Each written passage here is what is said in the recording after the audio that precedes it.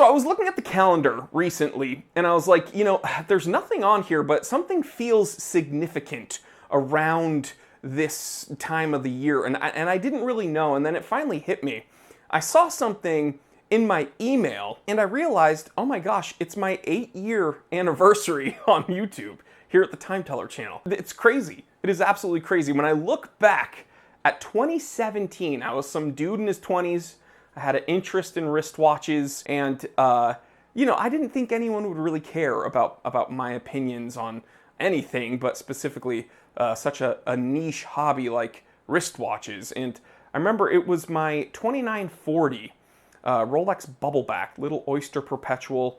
I absolutely love it. I still own it, and it's even more important to me now that I realize it was the first episode I ever uploaded here on this channel. No matter when I've been here on YouTube, and what I mean is, like, it could have been my first episode all the way to the episode I released yesterday, I still get this comment. If you could only have one watch, what would it be? Or if you could only wear one watch, which would it be? Or if you could only keep one watch in your collection, which would it be? It's always this one singular item. I have to pick the best of the best. And it's really hard, right?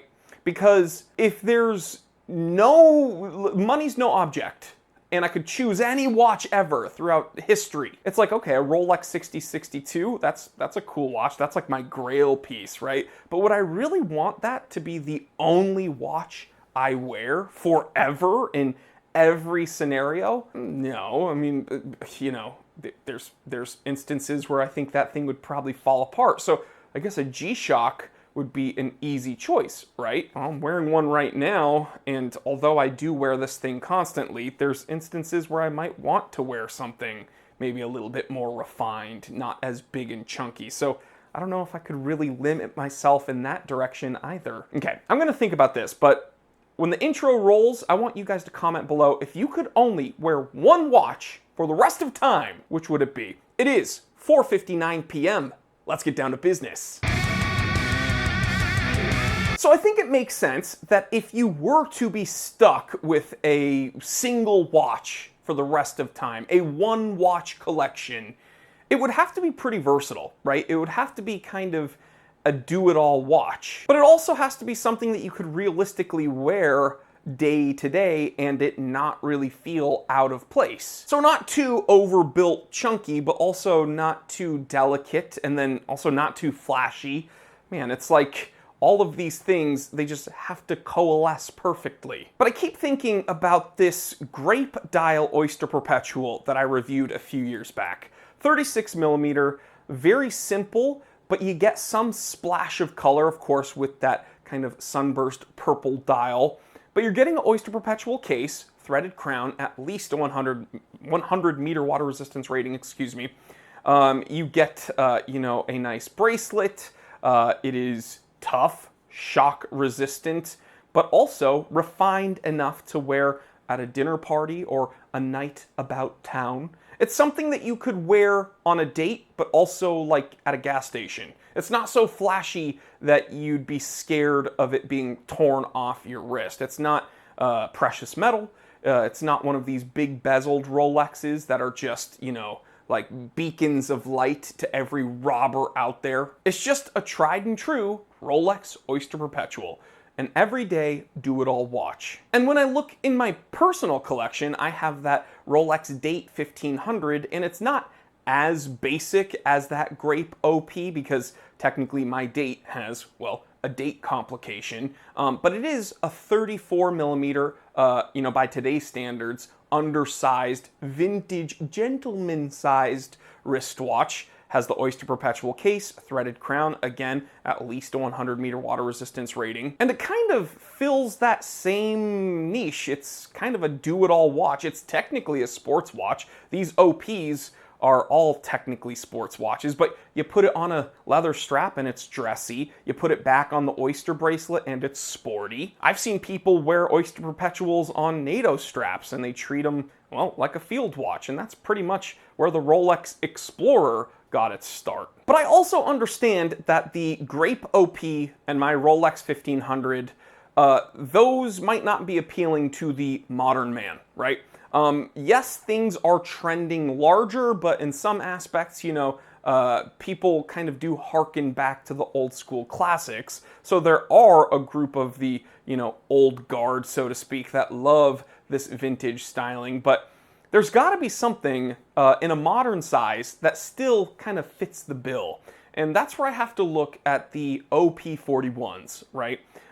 These are definitely that kind of not too flashy, still do it all, one watch collection watch. You could absolutely change the bracelet out for a strap. You could just wear it on the bracelet. You can go swimming, you can take it on a hike, or you can wear it to a fancy dinner. And guess what? It wouldn't really look that out of place anywhere. Now, I know some people don't like the OPs because they are basic. They don't have a complication. They're not super duper flashy. They're not real head turners. And that's kind of the point, in my opinion. I think you get an Oyster Perpetual because you want a reliable, very tough, surprisingly overbuilt watch, but in a refined, easy-to-wear day-to-day package. And you're seeing images of the watch I'm talking about right here, the 124300. This blue dial, super sought after. I think that it's probably more wearable than the grape dial. I'm more, partial to blue, although purple, I actually really do love purple. But again, it's in a very modern size in 41. So do I think these 124300s in 41 replace the kind of classic 36s and 34s of the days of yore? No, but I think it is a way to get that classic DNA in a more modernized package without going so big and clunky and kind of flashy like a Submariner or something two-toned or something much more complicated. The whole point of this genre and classification of the one watch collection watch is to be able to do it all, look good in every occasion, but not be too flashy or, obtuse. It's gotta be very sophisticated. So yeah, I would probably choose an Oyster Perpetual for my one watch collection watch, and I'm fortunate enough to own an OP. Well, it's a Date 1500, but I mean, it has an Oyster Perpetual case, so blah, blah, blah. And I know people are going to be like, well, yeah, but Submariners also have an Oyster Perpetual case, technically. Whatever. I'm talking about a very clean, no crown guard, kind of easy to wear Rolex. That's what I would choose. And if you're interested in one, well, there's good news because Wolf Watch Club is doing a draw right now for a 124300 in blue. That's an OP41. Click the link in the description below, and you don't want to miss this, okay? Only 499 tickets, and guys, I want to thank you so much for supporting Wolf Watch Club and myself in the last draw. Again, it's not me that's putting this draw on. I am not an owner of Wolf Watch Club. I am promoting them. I've partnered with them to kind of give you guys more access to that company. And I really do believe in what they're doing because, again, we spoke to Pedro. He's the person who won the Pelagos that I mentioned.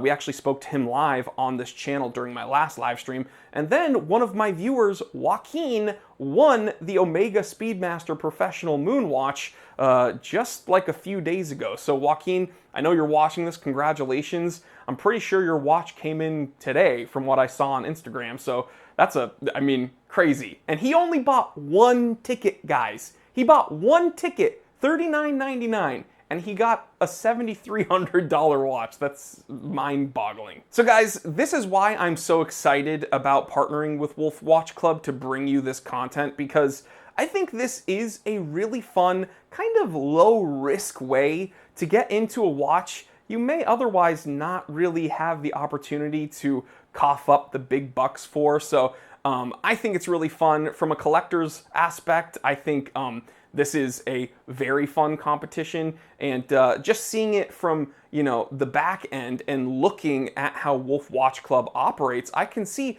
these dudes are watch enthusiasts trying to bring this to other watch enthusiasts. So I honestly think if you want to, please play the game, support the people that support me, and I would appreciate it. I know the guys at Wolf Watch Club would appreciate it. And if you have any questions, again, I myself am not Wolf Watch Club, but if you ask some questions in the comment section below, I'm sure those guys will comment and reply to you. Or you can go click the link in the description below and write to them over at wolfwatchclub.com. So, if you've always wanted that perfect, do-it-all, one watch collection watch in a modern size with a beautiful blue dial, then don't sleep on this, guys.